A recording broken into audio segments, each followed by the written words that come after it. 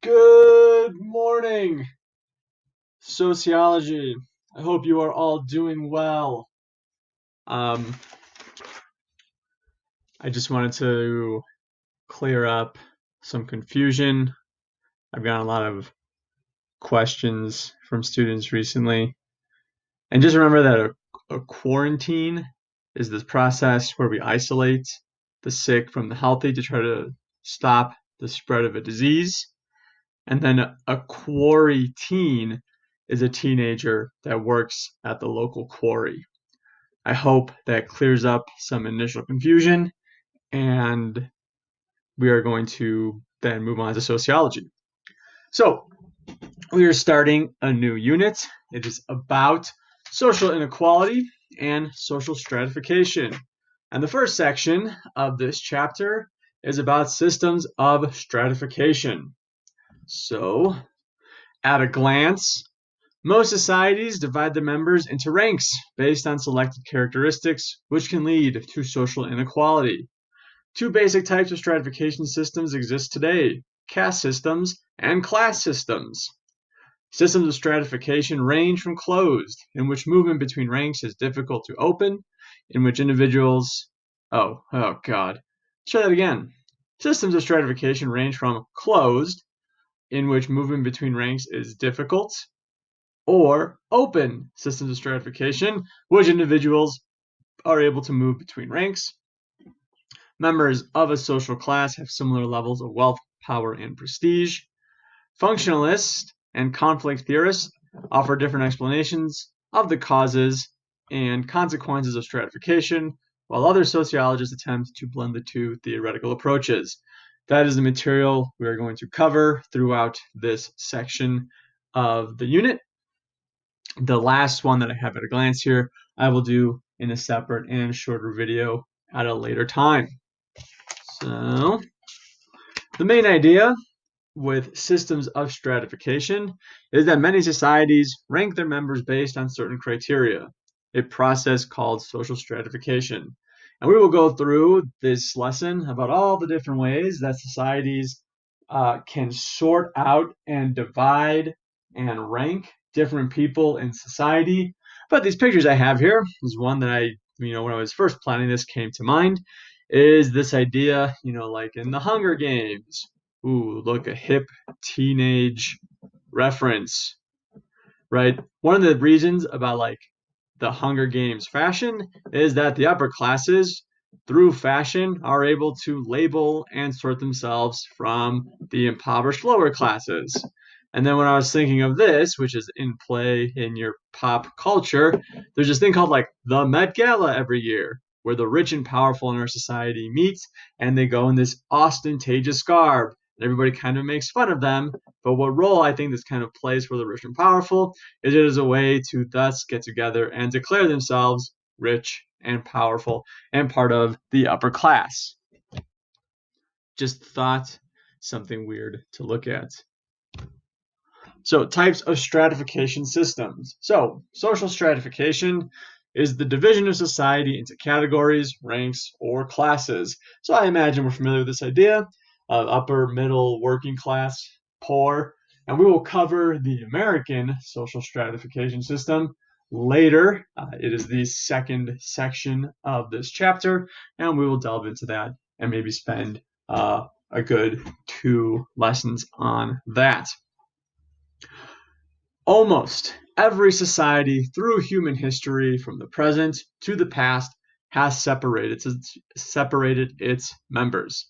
The reasons for that can be many, and sociologists look to develop different explanations as to why that is the case. And again, that is covered in a later lesson where we look at the 3 sociological perspectives and their explanations for social stratification. You can divide people into 2 different ways, and hopefully this looks familiar to you. Some societies stratify people by ascribed statuses like ancestry, race, age, and gender. So the things you are born with. In some societies, defines your social position. Some societies use achieved statuses like education, occupation, and talent. And truthfully, it's very neat and cut to divide these into formal definitions, but in our modern sense, there's probably a mix of both of these at play, both ascribed statuses and achieved statuses, to explain our rank on the social stratified structure. Types of stratification leads to social inequality. Social inequality is the unequal sharing of scarce resources and social rewards. The level of inequality depends on the degree to which a society is open or closed. Hello, typo. Closed systems are socially stratified systems where movement between the strata or levels is impossible. You are stuck with your level at birth. An open system of stratification makes movement between strata possible. The openness of an open system depends on the ease of movement in which people can move through the social levels. So, and then of course, generally, the idea is that people at the top of a stratified system have more access to rewards and resources than people at the bottom. And of course, social inequality, we will discuss this again more later in terms of America. But just, right, there's this idea that upper classes have more access while people at the bottom do not. So, two types of systems that are covered in this section. The first one being the caste system, which I imagine you learned about in world history. The caste system is one in which resources and social rewards are distributed on the basis of ascribed statuses, or the ones that you are born with and given to by society. A caste system is a closed system. Your ascribed statuses determines the level in which you participate in society, and it is impossible to move in between the levels. Your status is inherited, and your effort, talents, charisma, what have you, it can affect your position within your particular level of society, but you are still forbidden from elevating to higher statuses. One of the most famous caste systems is India. Now, it's not the only society that has had a caste system in history, but it is the most famous one and is taught in most world history courses in the American school system. Because you are stuck at your particular caste, societies with caste systems usually have elaborate norms that govern interactions between people who exist within the caste, and then the way that people interact between the levels. One example that this section uses is the idea of exogamy and endogamy. Exogamy is marriage outside of one's social category, which in a caste system is forbidden. You cannot marry into a person with a different social level than yourself. Endogamy is the opposite, which is marriage within one's social category, which of course is allowed in a caste system and helps to maintain the social structure and the closedness of the social structure. The norms and behaviors, also, one of the most famous ones being that in the lowest level of the Indian caste system, those people had specific jobs that they do, and the people in these other levels also did specific jobs. And then at the most, let's say, discriminatory, but also at the most, the most dictated norm that people talk about is the idea that, this particular bottom class were called the untouchables, which is, of course, is a gross type of slur kind of today, but that you couldn't even touch those people. Again, a norm dictating the behavior to maintain the closeness of the social system. So common throughout South Asia in the past, most famously in India. Since 1950, the Indian Constitution has ceased to dismantle the caste system, but there are still continual problems throughout India. It is a large place. It's not all of India, of course, but just like with any society that has traditional values and traditional ideas, it is hard to just uproot those ideas because the law says so, and the caste system still sees people participating in it in parts today. This is the one that we have. It's called the class system. In a class system, as opposed to a caste system, distribution of scarce resources and rewards is determined on the basis of achieved statuses. You can both go up or down the levels in such a class system. And then again, the openness of a society determines the ease in which you can move up and down between the classes. And a quick note here is that one of the common criticisms of current American society, let's call it, is that over time it is becoming harder and harder for people to move up through the class system, which may describe some of why there is more and more social discontent in 2020 in America. But that's all theoretical and up for debate and discussion. Achieved statuses, of course, can be. I'll go more into that in a second here. Karl Marx, according to the class system and according to conflict theory, right, had two classes: the bourgeoisie, the people who owned the means of production, and the proletariat, the people who worked for wages at the behest of the bourgeoisie. So Karl Marx, of course, a important sociologist, and then a big purveyor of conflict theory.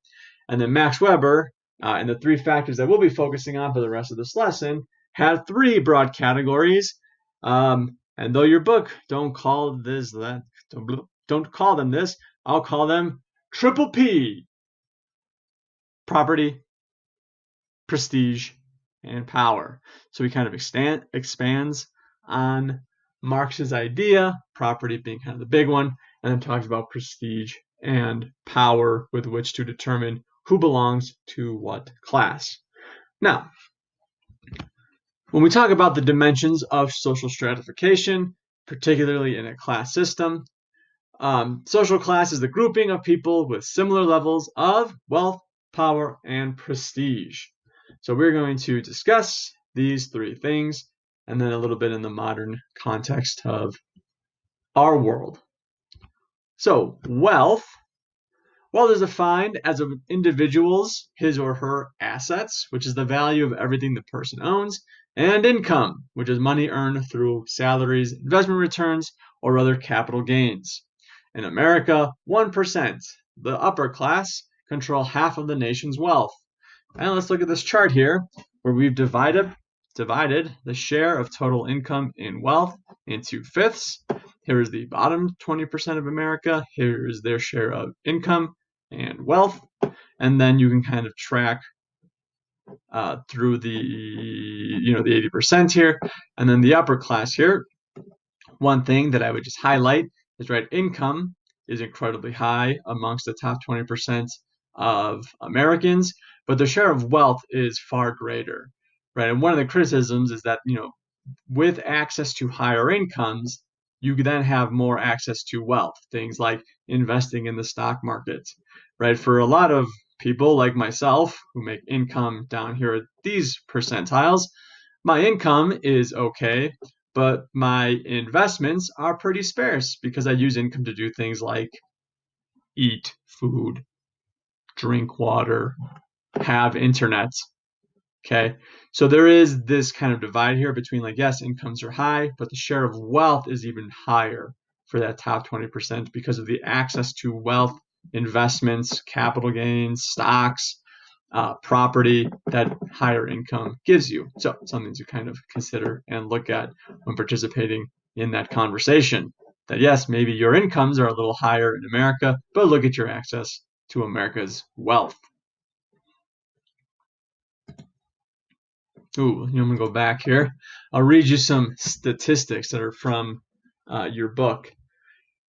Income is also distributed unequally in the United States, although not as strikingly as total wealth. The top 1% of the population earned over 22% of the total national income in 2012. Recent studies suggest that this income gap has been growing. In 1982, the top 1% of families received 10.8% of all income, while the bottom 90% received 64.7%. In 2012, the top 1% received 22.5% of pre-tax income, while the bottom 90% portion had fallen to 49.6%. So, in essence, right, this gap here of income we see initially that there's a huge discrepancy, and this idea that that discrepancy has been growing. And so, of course, the growth in income gap between the social classes, of course, closes up the openness of the American social stratified system. The second factor is power. Power, defined, is the ability to control the behavior of others with or without their consent. The idea being here that if you have more power, you are higher on the totem pole of America's social system. Power can be defined as, right, it can be used with force, possession of a special skill, knowledge, a particular social status, think police officer, soldier, right? These people have more power over than you and I. Personal characteristics, customs, or tradition. Third is prestige. Prestige is the respect, honor, recognition, or courtesy an individual receives from others. Can be based on any characteristics a society considers important, and in the United States in particular, we give a lot of prestige as related to a person's particular job that they have. That is additionally tied to then, because we rate your prestige based on your occupation. It then also ties into this idea that you need higher and higher levels of education to also reach the top of that list. And I've included a graph here for you, which are ranked some of the highest prestigiously believed jobs in America. Doctor has and remains at the top. Scientist, firefighter, military officer, engineer, nurse, architect, EMTs, vets, and police officers. And something to kind of pick out here is this idea that some of these jobs pay more than others, and some of these higher prestige jobs don't necessarily mean that they come with a lot of wealth. And it illustrates the kind of vague concept of prestige, where it's, I mean, frankly, not frankly, but nurses right now, rightfully, doctors and nurses, rightfully so, receiving a lot of prestige, a lot of kudos in our modern society, but doctors still, of course, make way more than nurses. So that concept of prestige, maybe some equality here in the respect and recognition we give these people, but that doesn't translate necessarily to wealth. So combining the three, wealth, power, and prestige, we have a loose measurement called a person's socioeconomic status, or SES. It's a way to measure all three. Your socioeconomic status combines factors such as education level, occupational prestige, place of residence, and income income level, I should say, of course. So SES is used to determine an individual's relative position in stratification system, and